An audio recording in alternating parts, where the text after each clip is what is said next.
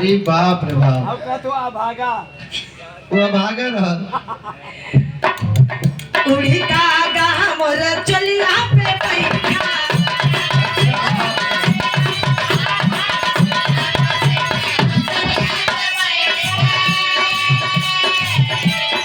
चलिया पे बैठा हो चलिया पे बैठा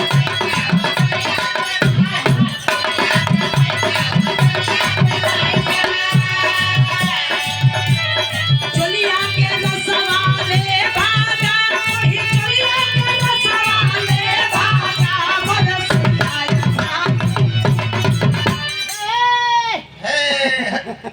लगा था इनार में बोला तो। और ये देखी अनुराधा छोट मुन्ने के बुआ जी की ओर से गए नदी घरों में तो कहे के बढ़ल डिमांड हो बढ़ल डिमांड होली में चोली के बढ़ल डिमांड लगता जीएसटी बदल गई दाम होली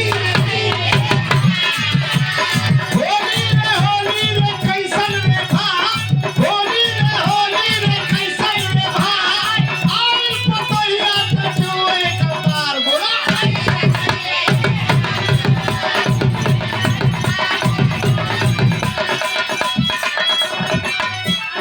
दिल्ली में लाल किला किला किला हो किला किला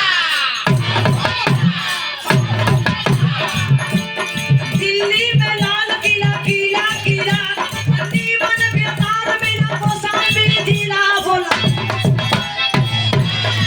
अरे गाजीपुर जिला में ना तो के मिललन कौसाम्बिया में मिललन। ओइ जब उनका बचपन बीतल है तो कहाँ के गई ना ये गाजीपुर जिला में मर्दन की कमी है वो गुलशन भाई। अरे एक नंबर के गुलशन भाई हमारा है। हाँ ऐसा ऐसा लकड़िया मरद हम अरे उड़े उड़े कहा कहा मोरे चलिया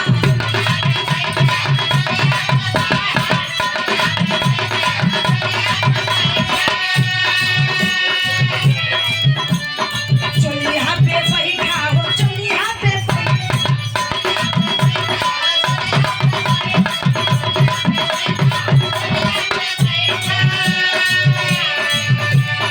चलिया के रसवाले भागा और चलिया के रसवाले भागा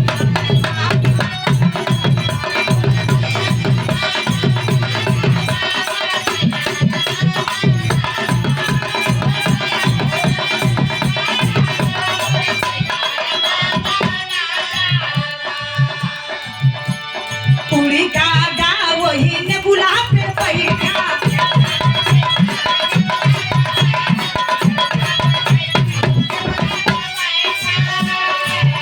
ने बुला पे बैठल हो ने बुला पे बैठा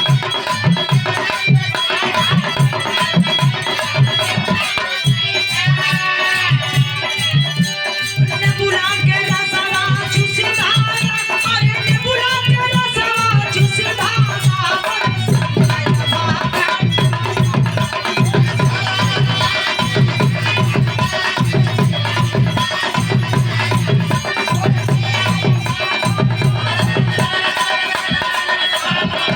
सुना हम बात